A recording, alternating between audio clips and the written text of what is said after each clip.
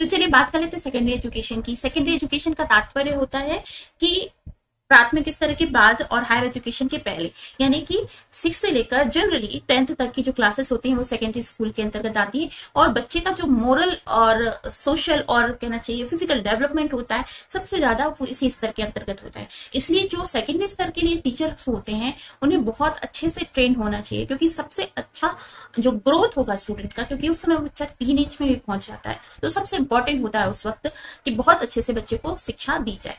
तो क्या विजन लेकर टीचिंग होती है, क्या विजन लेकर टीचर्स बनाए जाते हैं, इस वीडियो में हम इसको देखेंगे। जनरली तो टीचर एजुकेशन के एम्स मैंने आपको पहले ही बताए हैं। तो देखिए मेनली बात कही जाए तो टीचर एजुकेशन के लिए जो डिग्री मानी जाती है वो बीएड कही जाती है। बेसिकली आपका ग्रेजुएशन होना चाहिए, ग्रेजुएशन में यानी कि स्नातक डिग्री होनी चाहिए प्लस बीएड होनी चाहिए। फर्दर उसके साथ साथ में कुछ और सर्टिफिकेशन कोर्सेस भी होते हैं। अगर आप फिर हायर एजुकेशन के लिए जा रहे हैं तो फिर एमएड की चाहिए, लेकिन सेकेंडरी के लिए जो मुख्य रूप से डिग्री की भी बात की जाती है वो है बीएड। आगे बढ़ते हैं तो विजन की बात कर लेते हैं। विजन में देखा जाए तो मुख्य रूप से ग्रेड जो है वो 6 से 10 का ग्रेड होता है टीचर्स के लिए। सेकेंडरी स्तर पे अगर हम बात करें तो सेकेंडरी टीचर एजुकेशन इसे कहा जाता है, ठीक है। और यहाँ पर subject knowledge, specific subject knowledge की बात की जाती है। आप जिस भी विषय को पढ़ाने जा रहे हैं उस विषय में आपके पास में ग्रेजुएशन तो होना चाहिए। इंपॉर्टेंट अगर देखा जाए तो ये होना चाहिए।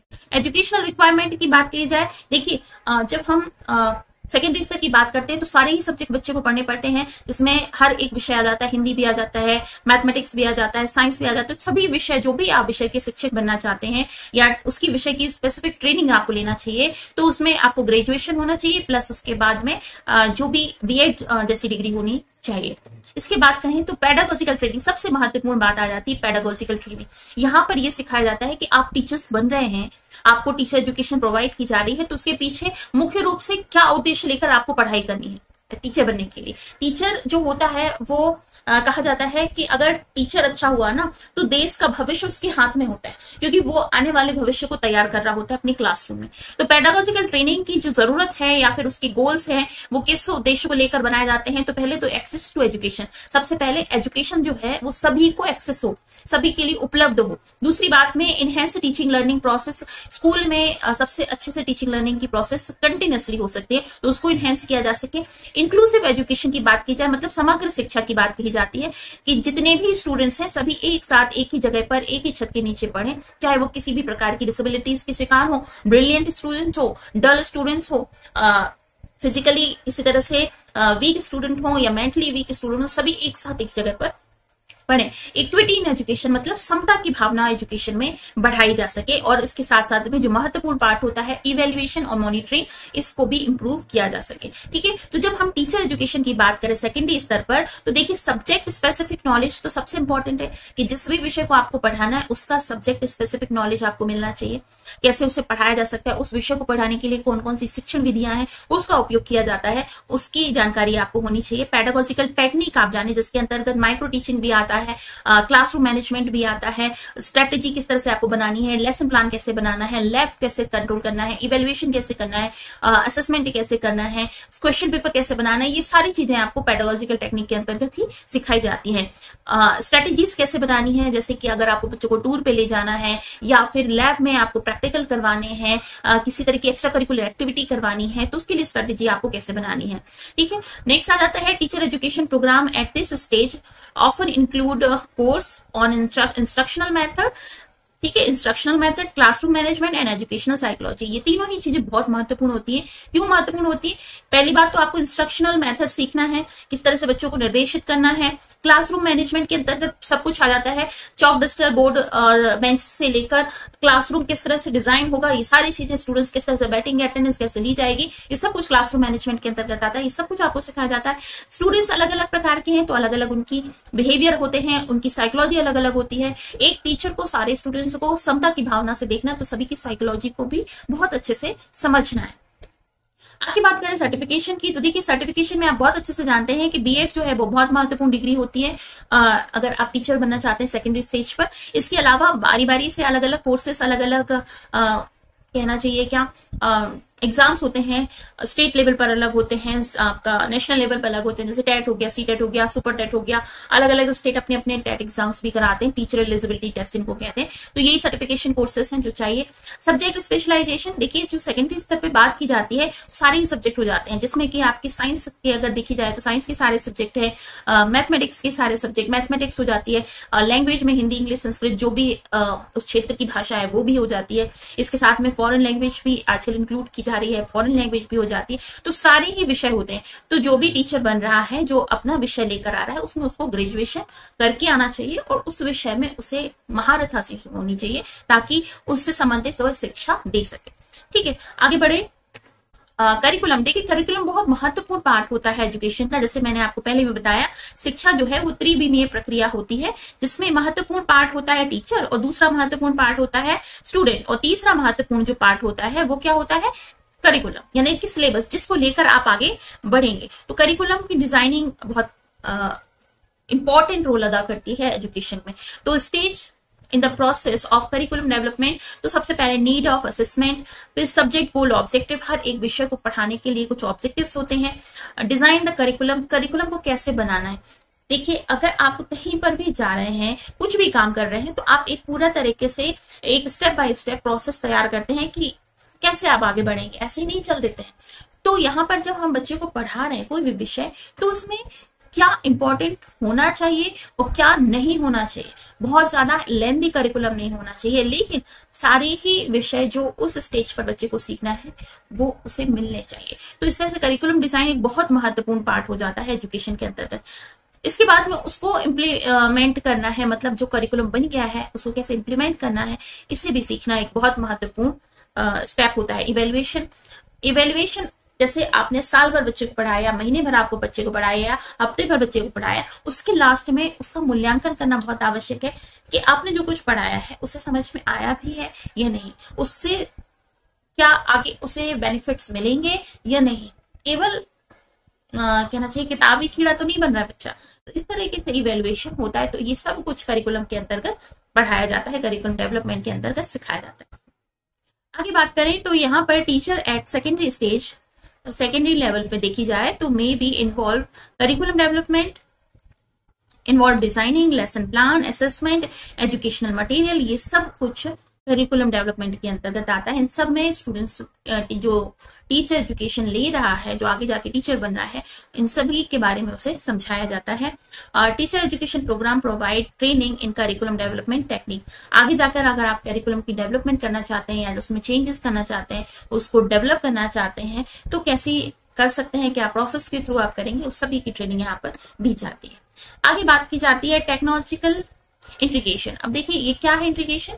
जैसे कि हम आगे बढ़ रहे हैं, जैसे जैसे पहले होता था कि क्लासरूम में केवल एक टीचर होता था, कुछ स्टूडेंट होते थे, एक चॉक डस्टर, कुछ बोर्ड, चार्ट बोर्ड होते थे, कुछ कैलेंडर होते थे। लेकिन अब जो है धीरे धीरे जैसे जैसे टेक्नोलॉजी की फील्ड में आगे बढ़ रहा है देश, उसी तरह से बहुत सारी चीजें इन्वॉल्व हो रही हैं। तो इसमें से बहुत इंपॉर्टेंट बात हो रही है कि हम स्मार्ट बोर्ड का यूज कर रहे हैं, हम ऑडियो विजुअल टेक्निक्स का यूज कर रहे हैं, हम और भी ज्यादा कुछ जो टेक्निक्स हैं या फिर इंस्ट्रक्शंस हैं, इक्विपमेंट्स हैं, उनकी यूज कर रहे हैं। तो उन सबको किस तरह से इंटीग्रेट किया जा सकता है जिससे आपका एजुकेशन भी सफर ना करे और एजुकेशन की जो क्वालिटी है वो भी इंप्रूव हो जाए।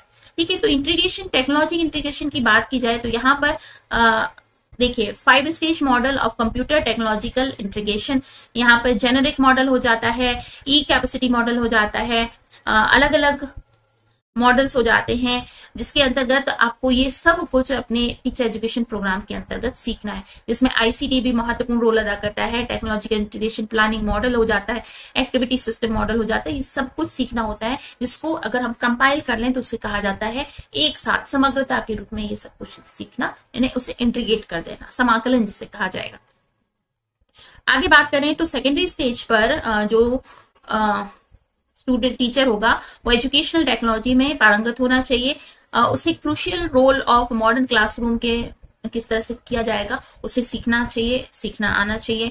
और उसके बाद they learn to incorporate digital tools, अलग अलग तरह से डिजिटल टूल्स हैं उनको कैसे इस्तेमाल किया जाता है ये सीखना है। Teaching to enhance the students learning, इन सब का उपयोग करके स्टूडेंट लर्निंग को इम्प्रूव किया जाना चाहिए। आगे बात आ जाती है इंक्लूसिव एंड स्पेशल एजुकेशन की। देखिए, इंक्लूसिव एजुकेशन का मतलब ही होता है एक ही छत के नीचे सभी प्रकार के स्टूडेंट्स को शिक्षा देना, चाहे वो नॉर्मल कैटेगरी में आते हो, डिसेबिलिटीज के शिकार हो, या फिर ब्रिलियंट स्टूडेंट हो, पुअर स्टूडेंट हो, इकोनॉमिकल वीकर स्टूडेंट हो। बहुत सारे अलग अलग कैटेगरी के बच्चे होते हैं जब स्कूल में पढ़ते हैं। उन सभी को एक क्लासरूम में आपको इकट्ठा करना है और एक साथ शिक्षित करना है, तो इसे कहा जाता है समग्र शिक्षा, समग्र एजुकेशन। ठीक है, तो सारी एजुकेशन जो है, जिनकी स्पेशल नीड्स भी हैं और नॉर्मल स्टूडेंट्स भी हैं, सबको एक साथ देना बहुत आसान बात नहीं होती है। एक नॉर्मल बच्चा है जो कि ब्रिलियंट है, पढ़ रहा है, अच्छे से जान रहा है, उसे पढ़ाना, और एक बच्चा जो है ऐसा जिसको किसी तरह की कोई प्रॉब्लम है, चाहे देखने की हो, चाहे सुनने की हो, चाहे चलने फिरने की हो, उसको एक ही क्लासरूम में एक साथ पढ़ाना बहुत बड़ी बात होती है। लेकिन एक टीचर जब इंक्लूसिव एजुकेशन के अंतर्गत पढ़ाता है तो सारे स्टूडेंट्स को एक तरह से देखकर, एक तरह से एक ही क्लासरूम के अंतर्गत शिक्षा देता है। तो कौन सी टेक्निक्स हैं जो इसके लिए जरूरी हैं? उसकी शिक्षा प्राप्त करना, इंस्ट्रक्शन प्राप्त करना, लर्निंग नीड्स और उनके लिए स्टूडेंट्स की जो लर्निंग नीड्स है उसको जानते हुए एजुकेट उनको करना।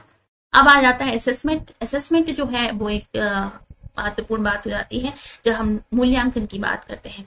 तो असेसमेंट देखा जाए तो और इवेल्युएशन देखा जाए, दोनों में क्या डिफरेंस है, तो ये पढ़ा जाए तो ये ऑनगोइंग प्रोसेस होती है, पॉजिटिव प्रोसेस होती है, इंडिविजुअलाइज प्रोसेस होती है, प्रोवाइड फीडबैक। ठीक है, यहाँ इवेल्युएशन की बात की जाए तो provide closure, is judgmental, it's apply to against student and shows the shortfall. लेकिन दोनों का अगर कंबाइंड फॉर्म देखा जाए तो required criteria, use measurement are evidence driven. मतलब कहने का तात्पर्य ये है कि दोनों ही चीजें बहुत महत्वपूर्ण होती हैं। एक होता है आकलन और दूसरा होता है मूल्यांकन। जब हम क्लासरूम टीचिंग की बात करते हैं तो आप स्टूडेंट को आकलित करते हैं, लेकिन फाइनली जब समेशन होता है तो आप उनका इवेल्युएशन यानी मूल्यांकन देते हैं कि उन्होंने साल भर किस तरह से जो कुछ भी सीखा उसका आउटकम कितना निकल रहा है, तो वो हो जाता है इवेल्युएशन। ठीक है, तो यहाँ पे दो प्रकार की इवेल्युएशन की जनरली बात की जाती है, फॉर्मेटिव और समेटिव। ठीक है, फॉर्मेटिव जो आकलन होता है वो समय समय पर बारी बारी से किया जाता है। समेटिव हो जाता है जब आप उसे समाकलित करके लास्ट में देते हैं, समेशन कर देते हैं।